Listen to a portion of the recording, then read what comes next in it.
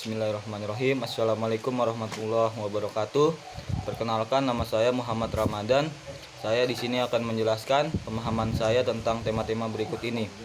Yang pertama, tentang sumber-sumber hukum Islam. Yang kedua, tentang politik dalam Islam. Yang ketiga, ekonomi Islam. Dan yang keempat, toleransi antar umat beragama dalam Islam.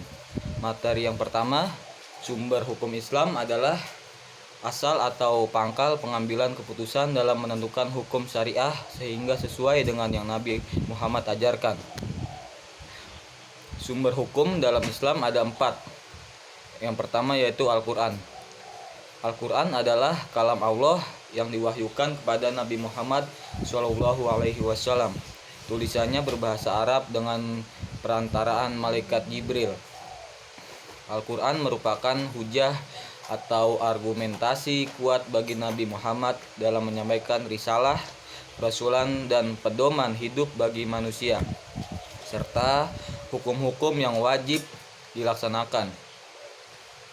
Al-Quran bertujuan untuk mewujudkan kebahagiaan hidup di dunia dan akhirat, serta untuk mendekatkan diri kepada Allah Subhanahu wa Ta'ala. Dan yang kedua adalah hadis. Hadis ini berfungsi sebagai penguat, pemberi keterangan, sebagai pentaksis keumuman, dan membuat hukum baru yang ketentuannya tidak ada di dalam Al-Quran. Hadis dimaknai sebagai ucapan dan segala perbuatan yang dilakukan Nabi Muhammad SAW.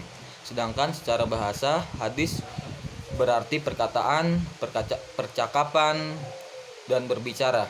Hadis dikategorikan menjadi 3, yaitu perkataan Nabi atau qauliyah, perbuatan Nabi atau fi'liyah, dan segala keadaan Nabi atau ahwaliyah.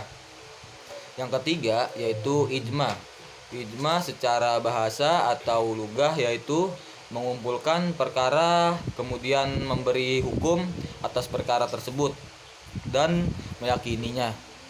Sedangkan ijma menurut istilah yaitu kebulatan pendapat seluruh ahli ijtihad sesudah wafatnya Rasulullah SAW pada suatu masa atas suatu hukum syar'ah. Dan yang keempat yaitu qiyas. Qiyas secara bahasa yaitu mengukur sesuatu atas sesuatu lainnya dan kemudian disamakan. Sedangkan secara istilah yaitu menetapkan hukum terhadap sesuatu perbuatan yang belum ada ketentuannya dan didasarkan pada sesuatu yang sudah ada ketentuannya. Dan materi yang kedua yaitu tentang politik Islam. Politik Islam adalah seni dan ilmu yang meraih kekuatan secara konstitusional maupun non-konstitusional dengan berlandaskan pada ajaran agama Islam. Ajaran Islam yang berlandaskan pada Al-Quran dan As-Sunnah sebagai rahmatan lil alamin atau bisa disebut sebagai penyelamat bagi seluruh makhluk hidup, seluruh umat manusia.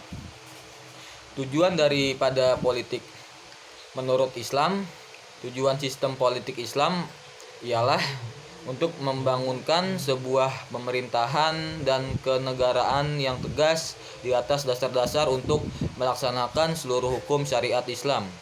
Tujuan utamanya ialah untuk menegakkan sebuah negara Islam atau Darul Islam. Dan materi yang ketiga adalah ekonomi Islam. Ekonomi Islam merupakan salah satu jenis sistem ekonomi yang saat ini berkembang di dunia, terutama negara-negara dengan mayoritas penduduk muslim.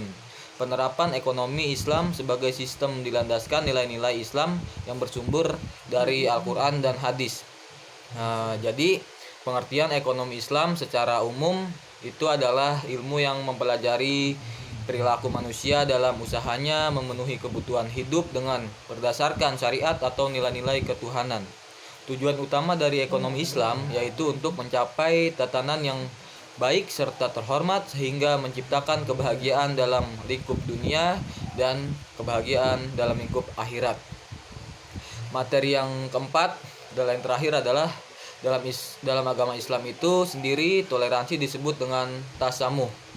Tasamuh memiliki arti kemudahan. Dengan demikian dapat diartikan bahwa agama Islam memberikan kemudahan bagi siapapun untuk menjalankan apa yang telah diyakini sesuai dengan ajaran masing-masing tanpa adanya tekanan dan tidak mengusik kepercayaan yang telah dijalani oleh orang lain. Dan sudah juga ditetapkan dalam Al-Quran dalam surat Al-Kafirun ayat 6, lakum dinukum waliyadin, yang artinya untukmu agamamu dan untukku agamaku. Sekian, terima kasih atas perhatiannya. Atas kurang lebihnya saya mohon maaf. Wassalamualaikum warahmatullahi wabarakatuh.